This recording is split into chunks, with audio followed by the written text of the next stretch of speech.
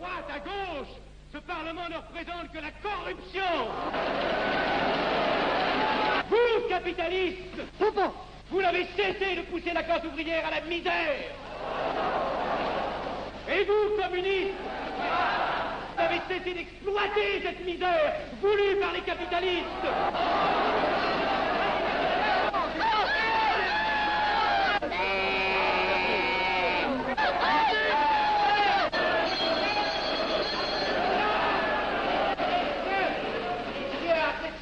Et vous tous, parlementaires, désuets et périmés, n'insultez pas le parlementarisme.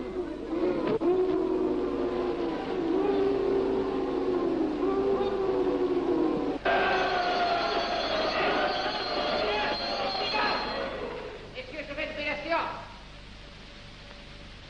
Continuez, monsieur Jackson. Messieurs, je n'ai plus rien à dire. J'ai eu conscience de vous dire quelques vérités, peut-être désagréables, mais utiles. Non, ce ne sont pas quelques interruptions qui m'arrêteront. La communauté française ne se bâtira pas sur le conflit de la vieille bourgeoisie égoïste et du peuple affamé. C'est pourquoi je ne voterai pas ce projet, qui donne satisfaction au capitalisme international et serait le bon prétexte pour les communistes à accentuer nos divisions. Je ne le voterai pas. Je serai sans doute le seul à ne pas le voter, car il semble que par une étrange aberration, la Chambre tout entière soit prête comme toujours à trahir l'intérêt français au bénéfice de certains intérêts internationaux très particuliers.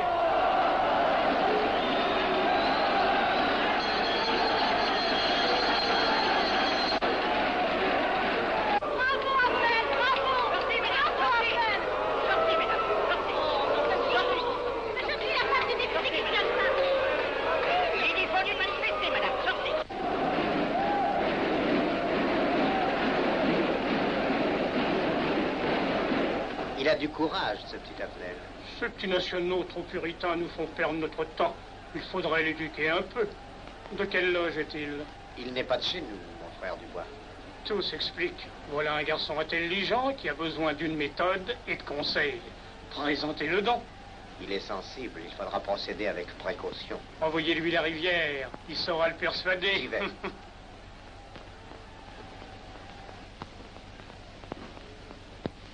Mon cher vénérable, nous avons un service à vous demander. Enfin, dis donc, je vous suis tout dévoué. Le jeune Avenel qui vient de parler assez brillamment devrait subir les épreuves de l'initiation. La maçonnerie lui apporterait beaucoup et le disciplinerait. Ne croyez-vous pas? J'y pensais déjà. Nous allons nous en occuper activement. Alors, je suis brisé.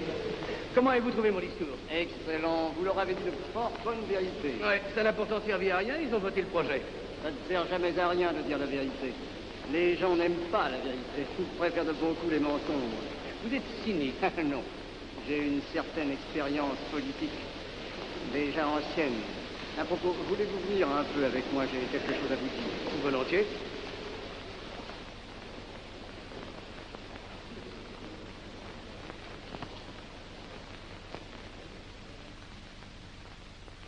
Voyons, je voulais vous dire, si nous reprenions notre conversation sur la franc-maçonnerie, vous m'aviez dit l'autre jour que vous étiez curieux de connaître cette association. Ah oui, on en dit tantôt du bien, tantôt du mal. Je vous avoue que je n'aime pas beaucoup les sociétés secrètes. La franc-maçonnerie n'est pas une société secrète. C'est une société discrète. Pourquoi éprouves-tu tant de répugnance à me voir entrer dans la franc-maçonnerie? Cette association me semble suspecte. Il ne doit y avoir que des arrivistes là-dedans. Non, voyons, nous sommes peut-être aussi des braves gens, animés d'un idéal sincère. Le texte qu'ils m'ont donné est rempli de bonnes idées. Tu me diras que ce n'est qu'un programme affiché à l'entrée. Mais il me paraît loyal. Tu es un honnête homme, mon chéri. Mais tu as un grand défaut. Ah, c'est lequel? Tu ne vois jamais le mal. Tu imagines que les autres sont bons comme toi-même. C'est pourquoi tu as toujours des déceptions. N'importe, je suis décidé à tenter cette expérience. Alors fais-la. Je souhaite me tromper. Quand vas-tu te présenter chez ces gens? Mercredi. Déjà.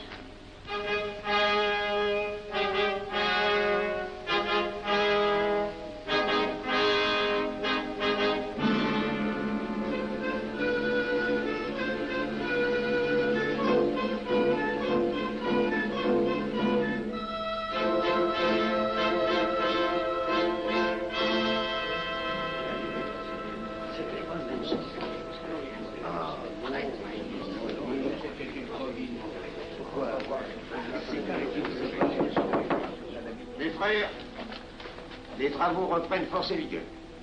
La tenue du comité a voté l'interrogatoire du profane Avenel. Nous allons lire les rapports confidentiels de nos enquêteurs. Pierre Avenel, né en 1902 à Laval, a fait sa première communion.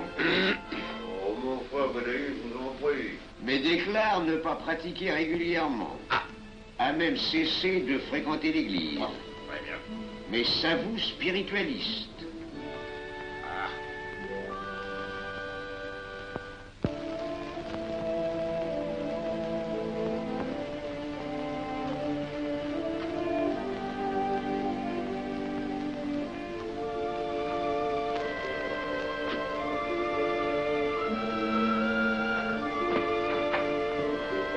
Monsieur, voulez-vous me suivre? Permettez-moi de vous barrer les genoux. Mes frères, le profane Avenel, qui nous est recommandé par notre frère Gainsbourg, vice-président de la Chambre, est député. Cela ne nous impressionne pas. Nous devons surtout examiner ce qu'il pourra apporter à la franc-maçonnerie. Il nous faut des gens qui servent notre ordre et contribuent à sa puissance. Pour l'instant, il paraît afficher des idées nationales un peu trop absolues. Mais enfin, je voudrais vous prévenir d'une chose. Comme il est de notre intérêt de tenir en main un grand nombre de parlementaires, il vaudrait peut-être mieux ne pas lui poser des questions qui pourraient le choquer. On nous le signale comme assez sensible sur les questions spirituelles ou religieuses. Quand il aura travaillé quelque temps parmi nous, il aura évolué.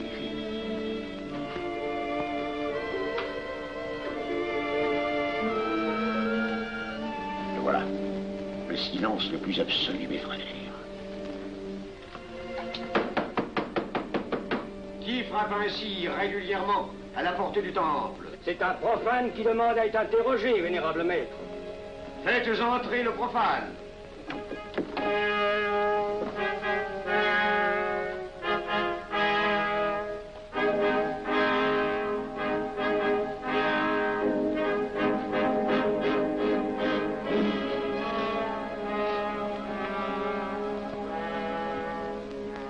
Monsieur, vous avez déclaré vouloir faire partie de la franc-maçonnerie.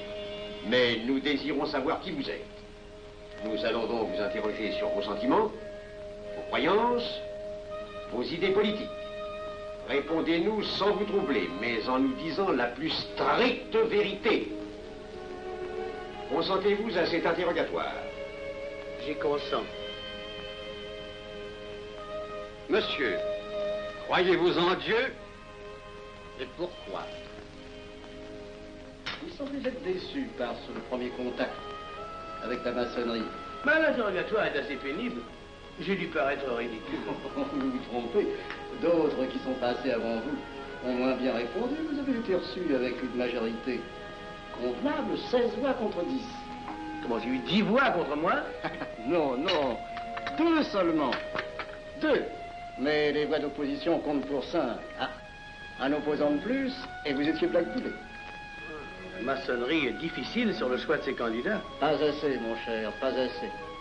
Je dois même vous avertir que lorsque vous serez en loge, vous serez déçu. Le milieu maçonnique est épouvantablement médiocre. Vous verrez que vous nous apporterez plus que vous ne recevrez. Mais ces rites dont vous m'avez parlé, ces initiations mystérieuses... De bêtises. Il y en a qui y attachent un certain sens symbolique. La plupart des maçons ritent eux-mêmes de ces vieilles pratiques désuètes. Seulement, le jour de votre initiation, tenez-vous bien, les épreuves de la cérémonie ne sont pas commodes.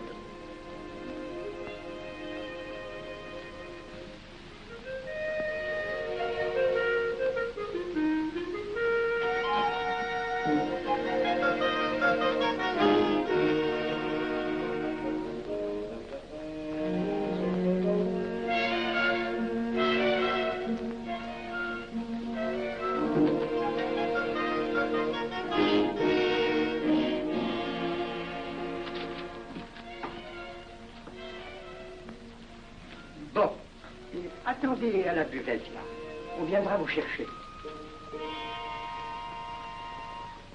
Alors, mais c'est entendu, mon cher, je m'occupe de ton affaire. Tu peux compter sur moi. C'est très Mais c'est important. entendu. Excuse-moi, la tenue va commencer, je suis un peu en retard. Bien.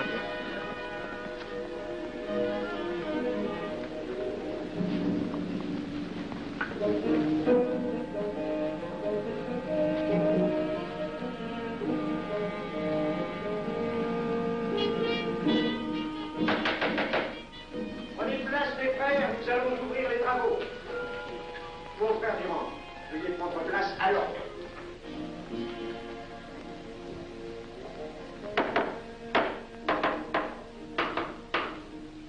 Frère premier surveillant, êtes-vous franc-maçon? Mes frères me reconnaissent comme tel, vénérable maître. Frère second surveillant, quel âge avez-vous? 3 ans, vénérable maître. Frère premier surveillant, quel est le premier devoir d'un surveillant en loge? Vénérable maître, c'est de s'assurer que le temple est couvert. Veuillez vous en faire assurer par le frère couvreur.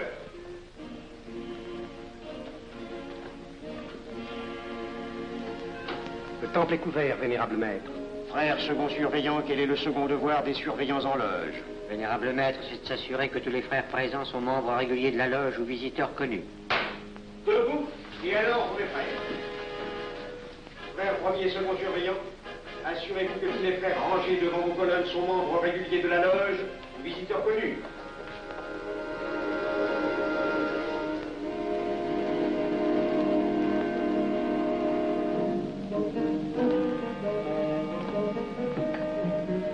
Vénérable maître, les frères qui décorent l'une et l'autre colonne sont membres réguliers de la loge ou visiteurs connus. Il en est de même à l'Orient. Frère premier surveillant, à quelle heure les francs-maçons opèrent-ils leurs travaux? À midi, vénérable maître. Quelle heure est-il, frère second surveillant? Il est midi, vénérable maître.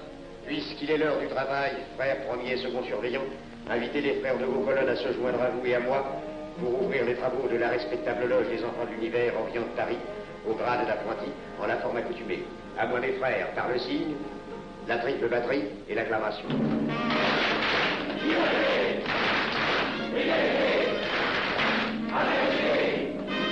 Prenez place, mes frères, les travaux sont ouverts. Mes frères, l'ordre du jour appelle l'initiation du profane Avenel. L'atelier a voté dans une précédente tenue la mission du dit profane.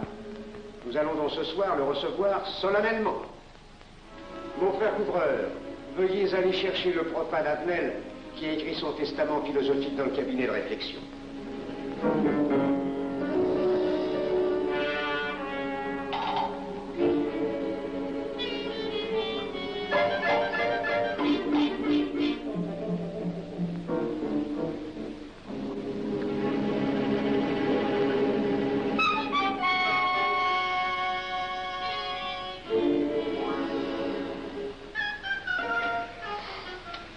Rigolo leur truc. Monsieur, veuillez me suivre.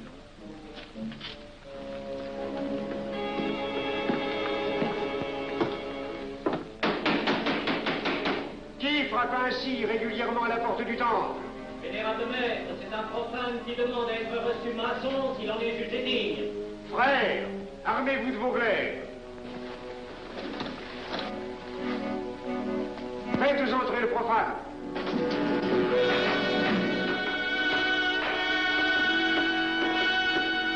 Laissez-vous, monsieur.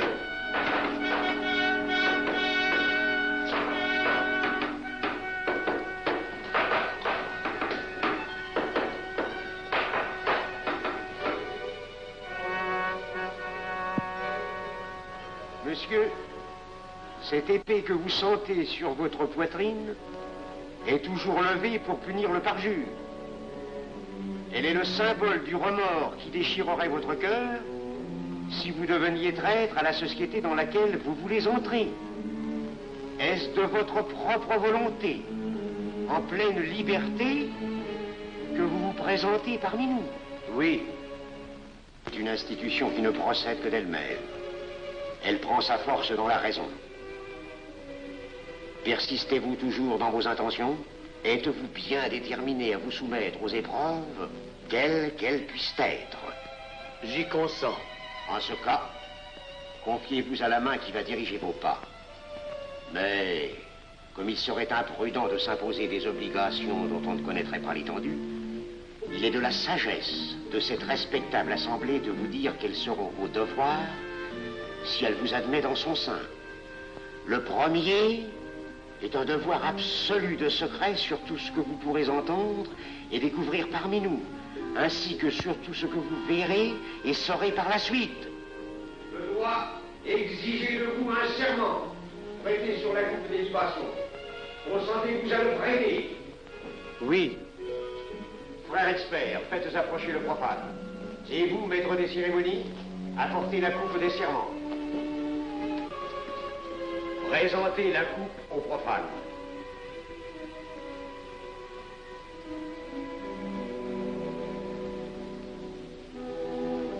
Prononcez avec moi le serment.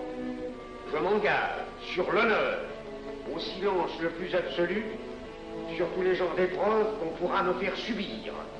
Je m'y engage. Vous devez connaître toute l'importance d'un serment. Si jamais vous manquiez à une parole aussi solennellement donnée, buvez. Buvez! Buvez! Que ce breuvage amer soit pour vous le symbole de l'amertume et du remords que laisserait dans votre cœur le parjure qui aurait souillé vos lèvres. Frère expert, emparez-vous du profane et faites-lui faire son premier voyage.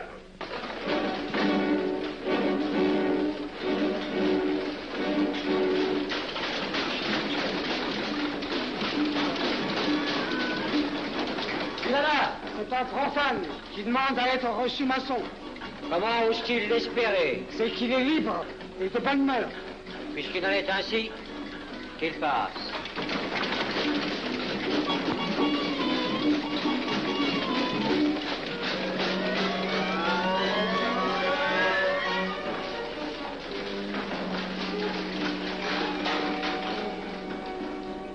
Monsieur, le voyage symbolique que vous venez de faire est l'emblème de la vie humaine. Le bruit que vous avez entendu figure les passions qui l'agitent. Les obstacles que vous avez rencontrés peignent les difficultés que l'homme éprouve et qu'il ne peut vaincre ou surmonter que grâce à l'aide qu'il trouve dans ses semblables. Frère expert, faites faire le deuxième voyage.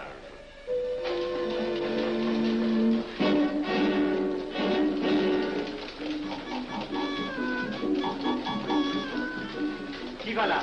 C'est un profane qui demande à être reçu maçon. Comment ose-t-il l'espérer? C'est qu'il est libre et de bonne mœurs. Puisqu'il en est ainsi, qu'il passe et qu'il soit purifié par l'eau.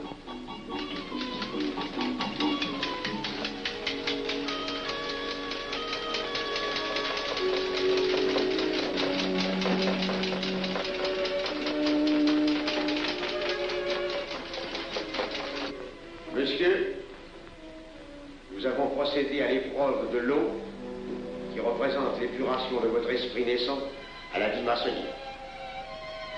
Votre cœur doit être limpide comme l'eau pure. Frère expert, faites faire le troisième voyage.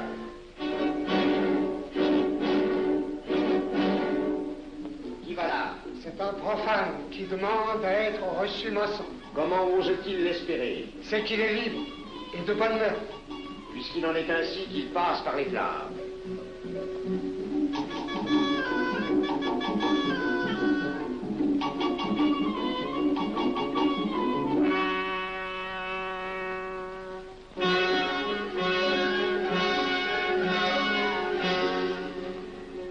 Monsieur, les flammes dont vous avez été environné ont achevé vos épreuves.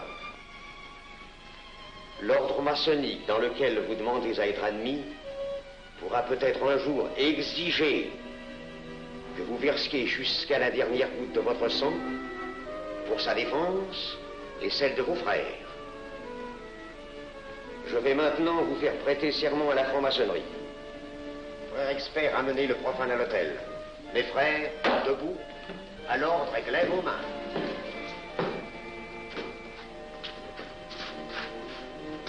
Moi, Pierre Avenel.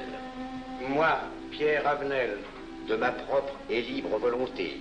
De ma propre et libre volonté. En présence de cette respectable assemblée de maçons. En présence de cette respectable assemblée de maçons. Je jure et promets solennellement.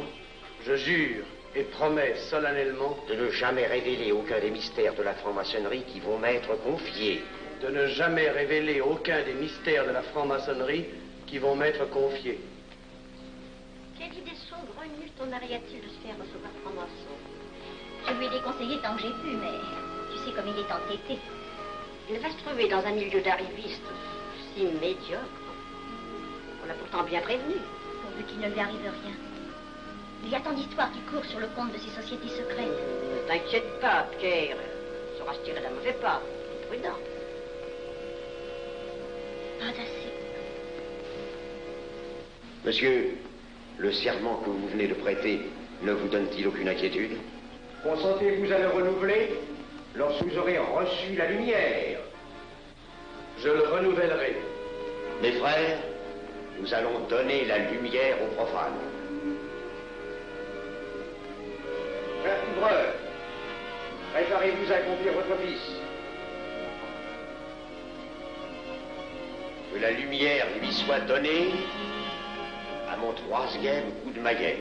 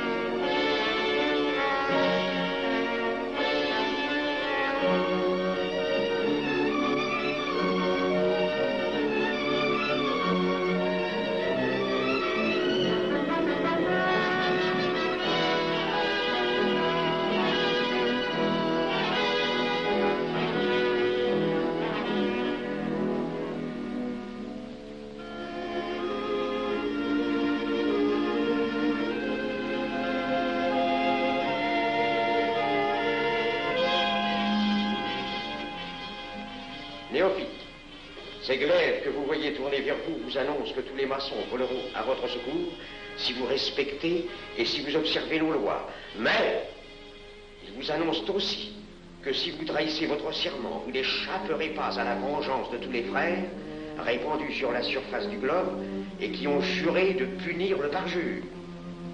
Le jurez-vous, mes frères? Nous le jurons.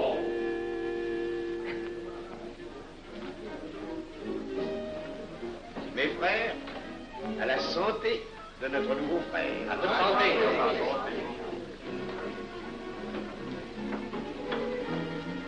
Mon très cher frère, qu'est-ce que vous pensez de cette soirée? Eh bien, c'est curieux. Cette cérémonie est très impressionnante. Mon cher frère, pourrais-je vous laisser ma carte au cas où vous auriez besoin de mes services? Je vends de tout. De la bonneterie, des chaussures, du savon à des prix invraisemblables. Tu permets, mon cher Lévi-Stein? Je t'en prie. Mon frère Avenel, nous allons bientôt vous mettre à contribution. Oui, un de nos amis de notre loge voudrait un bureau de tabac. Le Grand Orient est submergé de demandes en ce moment. Avec vous, ça ira peut-être un peu plus vite. Volontiers. Je vous remercie. Ah, dans quelque temps, je vous parlerai aussi d'une autre affaire. Depuis plusieurs années, j'ai droit à la Légion d'honneur. Je ne m'en suis jamais occupé, je n'ai pas voulu déranger nos amis pour ça, on leur demande déjà tellement de choses, n'est-ce pas? Vous m'aiderez? À votre service. Merci beaucoup. Alors, au revoir. Ah non, pas comme ça. Voyez-vous, des petits coups secs avec le pouce, là, comme ça. Pom, pom, pom.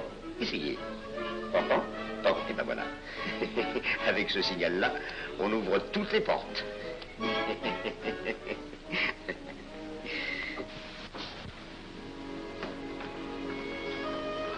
Alors, content? Bon. Tu as l'air contrarié. Oh non. Déjà déçu? Pas encore. Tu me raconteras la séance. Ah, j'ai juré de ne rien dire. Même à moi? Écoute, c'était pas ridicule. C'était étrange.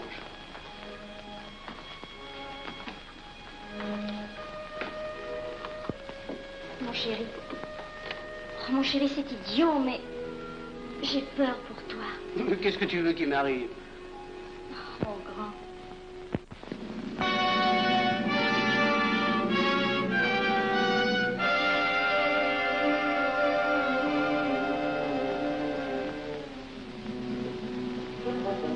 Mon très cher frère Avenel, vous êtes député. J'ai un service à vous demander. Tous les détails sur la bureaucratie. Mon très cher frère, si vous pouviez m'obtenir cette place, vous me feriez plaisir. Mon cher, donnez donc un coup de téléphone au préfet, qu'il m'ôte cette contravention. Demandez la liberté, le scandale fascinateur. Mon très cher frère Avenel, j'ai besoin d'un bon témoin de moralité dans un procès. C'est un de nos frères qui passe en correctionnel. Il est bien un peu coupable, mais avec un peu d'appui. Et pour manifester cette solidarité maçonnique, je suis sûr que vous voudrez bien vivre. L'arrestation du banquier Charles Lévy. Le crime des banques coopératives. Un nouveau scandale financier. Il faut l'exclure, c'est une fripouille. Oui, évidemment, c'est une fripouille, mais puisque personne ne le sait, nous pouvons le garder parmi nous. Non! Mais je comprends très bien vos réactions, mon cher Avenel. Mais tenez, je vais vous citer un exemple. J'ai vécu pendant 20 ans en maçonnerie avec un frère que je considérais comme un escroc. Ben, je n'ai rien dit, parce que c'était un excellent maçon. Nous ne sommes pas du même avis.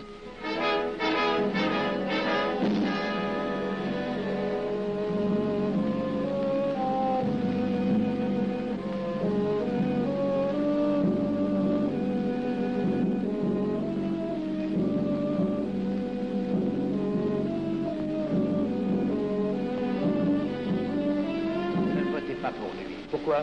C'est un adversaire de la maçonnerie. Mais son projet est excellent. Qu'importe, il nous dessert. Vous n'avez pas l'air de mon ami. Non. Non, non et non, je ne ferai pas ce que vous voulez. Un vous demande de vous conformer à la discipline républicaine. La discipline républicaine et maçonnique. Je sais ce que c'est, allez, c'est une canaillerie. Mon frère, ne laissez pas vos paroles dépasser votre pensée. Oh, ne croyez pas que je suis en colère, non, j'ai tout mon sang-froid, au contraire. Et c'est pour ça que je ne voterai pas cette loi unique. Vous détruisez ce pays en empoisonnant doucement. Avenel, vous ne parlez pas sérieusement. Mais vous ne comprenez donc rien.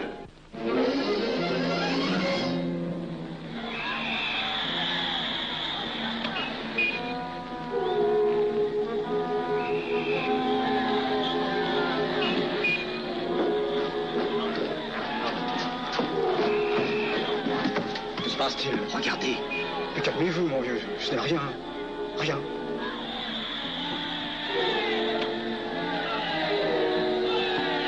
Que croyez-vous qu'on doit faire? Rien. Surtout rien. Pas de pareil cas, il faut attendre. Et croyez-moi, il n'y aura pas d'incident. Tous ces gens vont rentrer se coucher.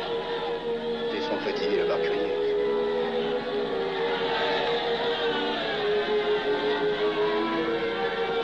Qu'en pensez-vous, Avenel? Je voudrais être avec eux, place de la Concorde. Vous ne parlez pas sérieusement? J'ai pas envie de rire.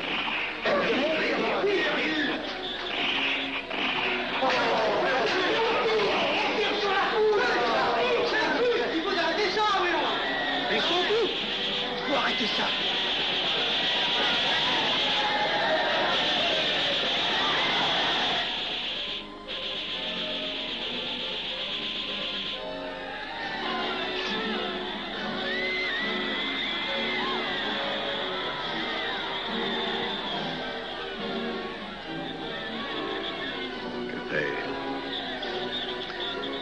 Trop tard. On tire encore. Coup de feu.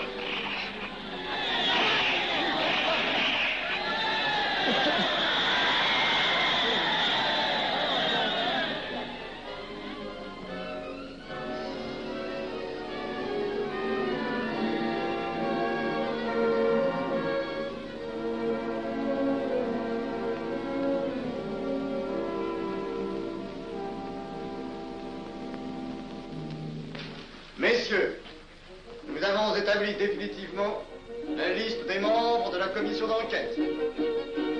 Tout le monde est bien d'accord pour la soumettre au vote de la Chambre. Pas d'objection? Le projet est accepté à l'unanimité. La séance est levée.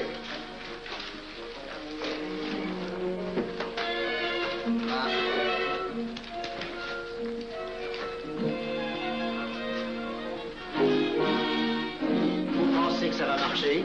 Je ne prévois pas d'opposition. Si cela est ainsi, nous risquons de nous en tirer. Je le crois sincèrement. Nos frères députés nous attendent dans un salon voisin. Ils sont impatients de vous entendre. Bah, allons-y. Arnel. À propos, cher ami, je vous ai mis d'office dans la commission d'enquête. Moi, pourquoi? C'est indispensable. J'ai besoin de vous. Venez avec nous. Vos amis nous attendent.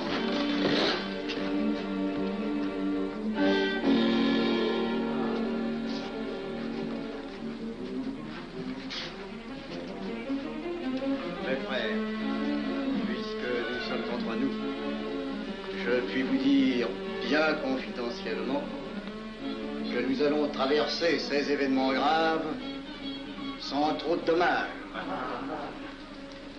La commission vient d'accepter tout à l'heure les listes que nous avons proposées pour la commission d'enquête. Beaucoup de nos adversaires en font partie, mais dans l'ensemble, les maçons sont encore en majorité. Rassurez-vous donc, ni la République ni la maçonnerie ne sont perdues. Elles ont traversé une crise grave. Elles sortiront renforcées de cette épreuve. Merci.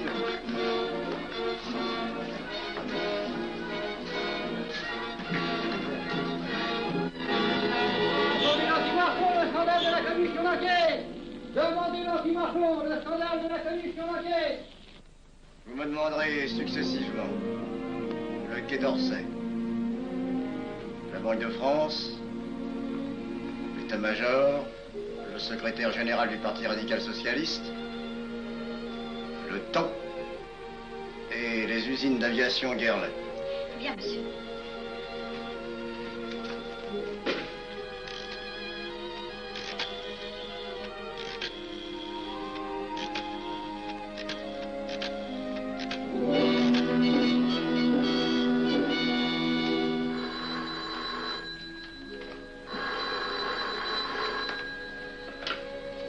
Allô, le chef de cabinet du ministre.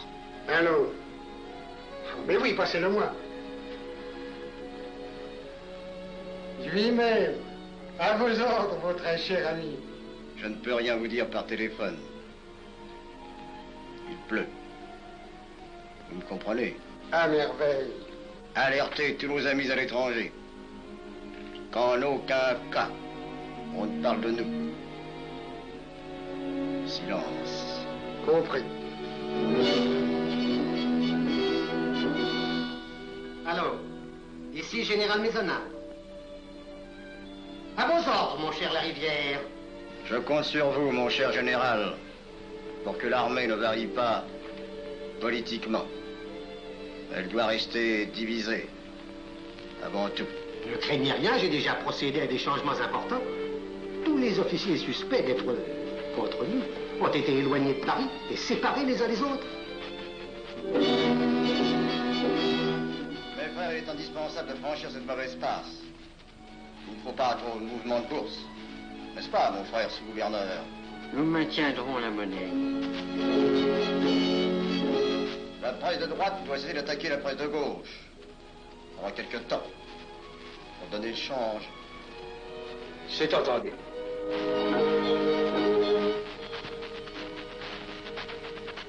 Les partis de gauche doivent faire entente avec ceux du centre. Et ceux de l'extrême gauche. De la sorte, nous contrôlons le peuple. Bloc populaire. Mieux. Front populaire. Bien. Quant à vous, mon cher Garlet, j'ai reçu ce matin une communication de l'étranger. On nous demande d'envoyer immédiatement du matériel d'aviation en Espagne. Moyennant quoi nous aurons tous les appuis politiques nécessaires. Même nos prototypes. Surtout, nos prototypes. Ne croyez-vous pas que ce serait dangereux pour notre défense nationale? Faites ce que je vous dis.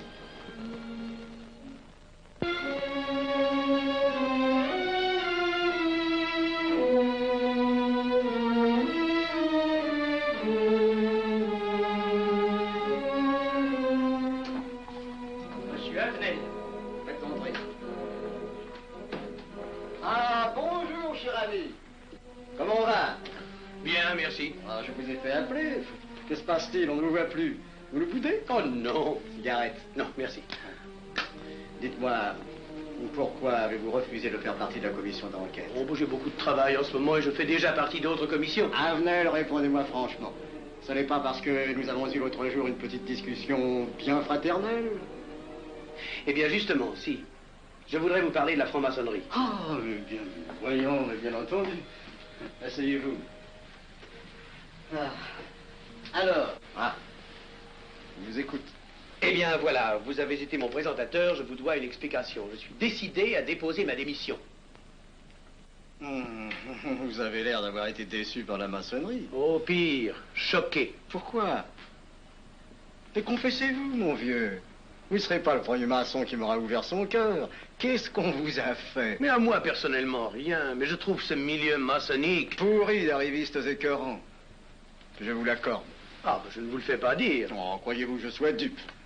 Ben, alors je ne comprends pas. Tant de vertus affichées sur le programme à la porte. Tant de mystères à l'intérieur pour ne cacher que ces petites combines, ces appétits de comitards. Je m'attendais à trouver des hommes dévoués, sinon supérieurs. Au lieu de ça, je n'ai rencontré que des quémandeurs de bureaux de tabac ou de décoration. Ou alors des fripouilles qui cherchaient à m'utiliser pour échapper à des condamnations.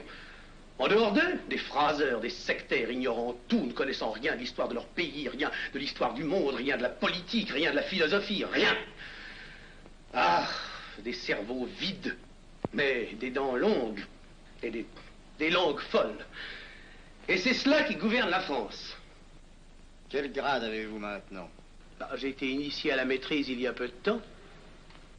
Eh bien, si vous avez le courage de vivre encore quelques années dans la médiocrité des ateliers bleus, vous passerez ensuite aux ateliers supérieurs.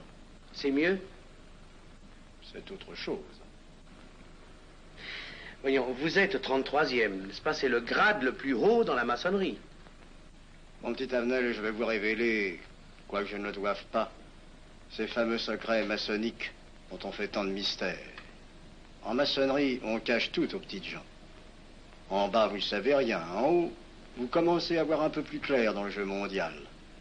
Moi-même, je ne suis pas totalement éclairé sur les intentions des dirigeants de notre ordre. Et quand je dis dirigeants, je me trompe. Il n'y a pas de chef chez nous. Il n'y a que des exécutants. Je suis un pion sur un échiquier, j'accomplis une fonction.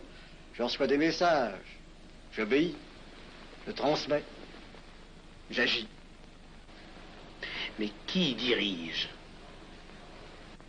Personne. C'est beaucoup plus compliqué et simple en même temps qu'on ne pense. Qu'est-ce que la maçonnerie? Des groupes d'hommes qui se sont réunis aux quatre coins de l'univers pour enserrer le monde dans un réseau aux mailles infranchissables. Nous sommes 50 000 en France, 500 000 en Angleterre, 3 millions en Amérique, c'est peu. Mais c'est énorme, parce que nous formons un bloc uni d'une seule volonté. Nous rayonnons partout, nous commandons partout. Ici, 300 parlementaires sont francs-maçons. En Angleterre, le roi fait partie de notre ordre. Aux États-Unis, le président est 32e.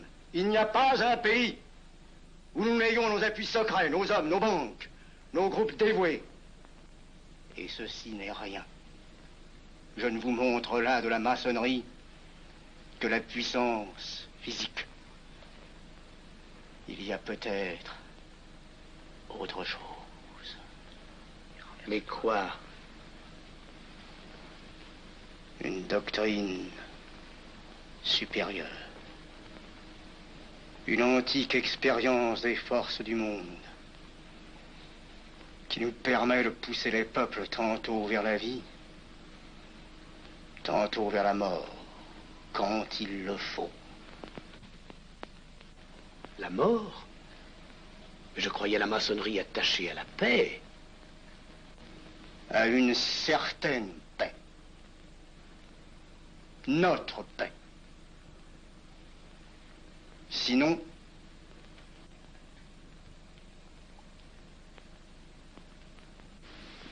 alors,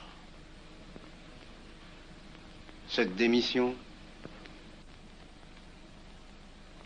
Je vais réfléchir.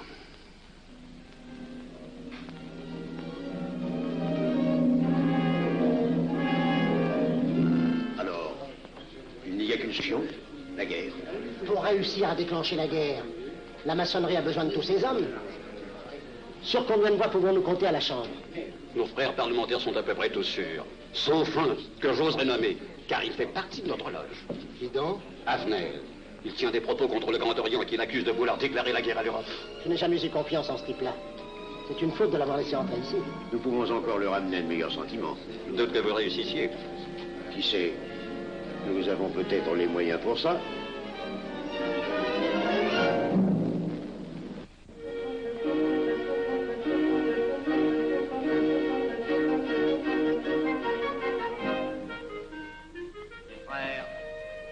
L'aviation allemande n'a pas d'appareil. Plus de 2000 accidents d'avion l'année dernière en Allemagne. La ligne Siegfried est à peine construite. Les tanks allemands marchent difficilement. Un détail entre autres qui m'a été rapporté par un de nos frères. Quand leurs tanks sont entrés à Vienne, on s'est aperçu que certains d'entre eux étaient en carton et montés sur des hautes bicyclettes. Croyez-moi, mes frères, il nous serait facile d'abattre le national-socialisme dont les exigences sans cesse accrues deviennent intolérables. Et libérer ainsi nos frères réduisent à l'esclavage. Jamais nous n'avons été plus près. En 15 jours, nous réglerions le sort de l'Allemagne. Notre loi régirait l'Europe définitivement. Notre victoire est sûre. C'est faux. C'est faux. Silence. Ce que dit cet homme est faux. Mon frère, je vous rappelle alors, vous n'avez pas la parole. Je le sais. Je suis député et membre de la commission de la défense nationale. Je ne peux pas laisser se prolonger un discours aussi manifestement erroné. Les appréciations de monsieur... De notre frère, Liechtenstein. Oui, si vous voulez. Sur l'état de l'armée que possède l'Allemagne sont des mensonges. Et ajouter quoi serait de la stupidité. Mais pourquoi vouloir une guerre entre l'Allemagne et la France? Mon frère, vous n'avez pas la parole. Peu m'importe. Mais je tiens à dire qu'aucun motif réel de conflit ne peut être invoqué. Vous le direz tout à l'heure, après l'exposé de notre frère. Non, je la dirai immédiatement, avant d'entendre des stupidités bellicistes. Mais vous tous, maçons, vous poussez à la guerre.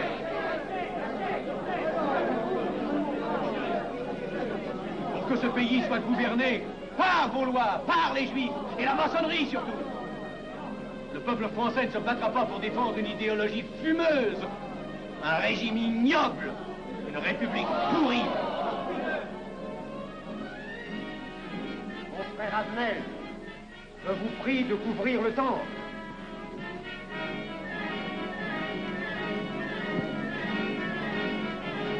Vous êtes tous des menteurs et des faussaires. Tout chez vous n'est qu'une sinistre comédie.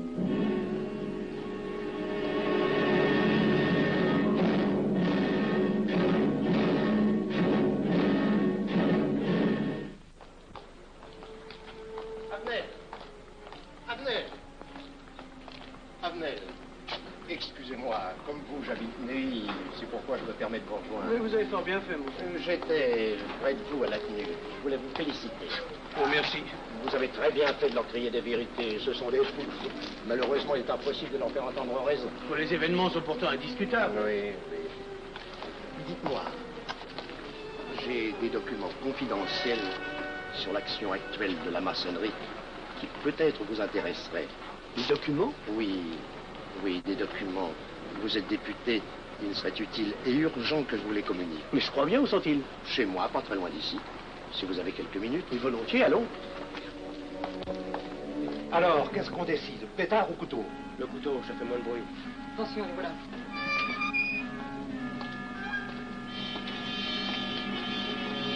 Un instant, je vais voir si...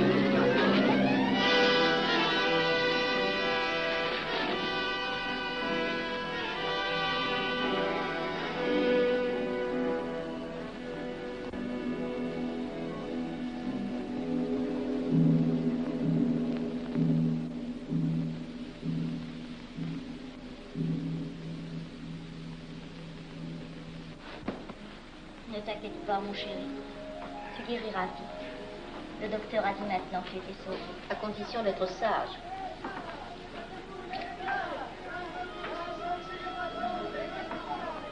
Qu'est-ce qu'on entend? C'est la mobilisation générale, mon chéri. Quoi, la mobilisation? Ne t'agite pas, je t'en supplie. Je n'aurais pas dû te le dire, mon Dieu.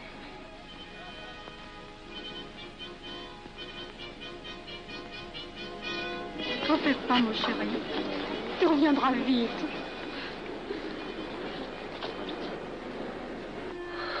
Les brutes.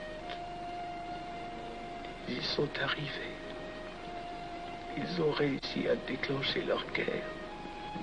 Ne bouge pas. Tes plaies sont à peine fermées. Si j'étais pas tombé sous les coups de ces criminels, j'aurais peut-être pu arrêter ça. Mais non, tu n'aurais rien pu empêcher, mon chéri. Ces hommes sont plus forts que toi. Ils ne t'auraient pas manqué.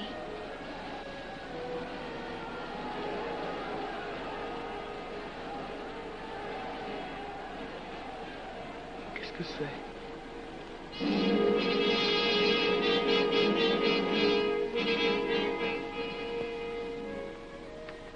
Les malheureux. S'ils savaient ce que je sais.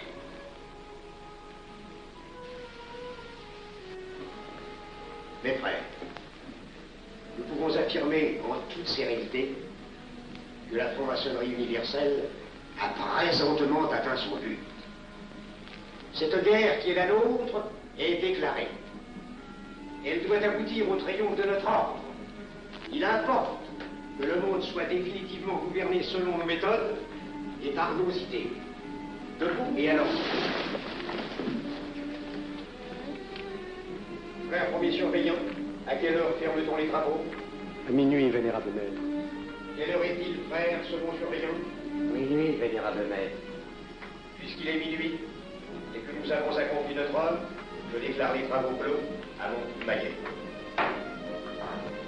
Retirons-nous en paix, mes frères, sous la loi du silence.